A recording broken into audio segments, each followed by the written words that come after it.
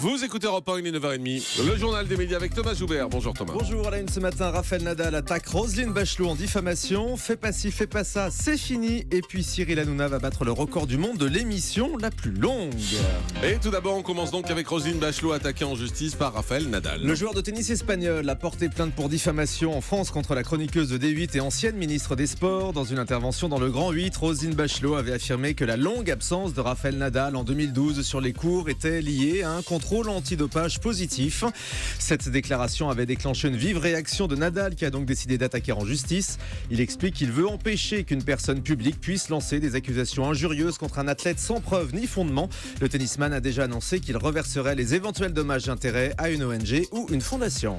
France 2 arrête sa série Fais pas ci, fais pas ça. La série sur les familles, le pic et les boulets n'ira pas au-delà de la saison 9. La chaîne l'a annoncé hier d'un commun accord avec la production. Il a été décidé que la prochaine saison serait donc la dernière.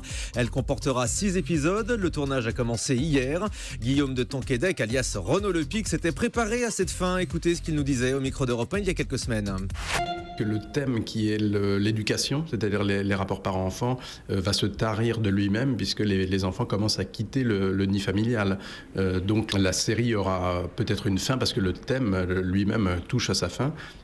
Simplement, la seule chose qu'on sache, c'est que s'il y a une fin, elle sera d'abord annoncée et elle sera assumée. C'est-à-dire qu'on ne laissera pas le public au bord du chemin en leur disant ce que vous avez vu là il y a quelques semaines, c'était la dernière saison. Mais on annoncera une fin si elle doit avoir lieu. Richard Anconina en tournage pour France 3. Après Josiane Balasco, Gérard Jugnot et Daniel Prévost, Richard Anconina sera le prochain comédien à incarner le premier rôle de la collection La Loi de, cette série qui change de personnage principal à chaque saison. Après la loi de Barbara, la loi d'Alexandre, la loi de Simon, ce sera donc cette fois la loi de Christophe. Le tournage du premier épisode a commencé hier et va se poursuivre jusqu'au 24 mai dans la région de Marseille et d'Aix-en-Provence. Un candidat de The Island sur M6 déplore le montage de l'émission. Morgan, candidat de la saison 2 qu'on voit en ce moment sur M6, raconte les coulisses du tournage de The Island dans une tribune publiée sur le site de l'Express. Il explique que la façon dont l'émission est montée rend les petites disputes beaucoup plus explosives à l'écran. Tout est exagéré, ce n'est pas trop fidèle à la réalité. Il dit même ne pas se retrouver dans l'histoire telle qu'elle est montrée à la télévision et qu'il n'est pas le seul. Ce candidat raconte aussi que le plus gros problème sur l'île n'est pas le manque de nourriture mais l'ennui. Certains candidats restent allongés sans rien faire tandis que d'autres, pour tuer le temps, organisaient des compétitions de crustacés sur la plage. Laurent Ruquier va recevoir un représentant du Front National dans On n'est pas couché. L'animateur a annoncé hier soir qu'il recevrait Marine Le Pen ou un autre représentant du FN sur son plateau d'ici la fin de la saison sur France 2. Invité sur BFM TV hier soir, Laurent Ruquier a expliqué qu'il devait respecter les temps de parole. Oui, je parle elle ou quelqu'un du Front National. Évidemment, on est obligé, même avant la fin de la saison, on recevra sûrement quelqu'un du Front National. Ça encore, les propos ont souvent été transformés. On dit mais là jamais reçu le Front National. C'est pas vrai. J'ai reçu effectivement déjà Marine Le Pen.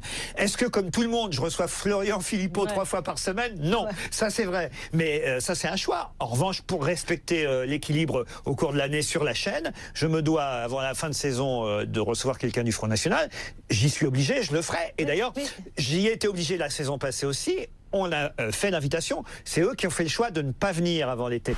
Voilà, Laurent Ruquier qui a dit également hier soir qu'il fallait un président de droite à la France. Oui. Déclaration assez surprenante quand même dans la bouche de Laurent Ruquier.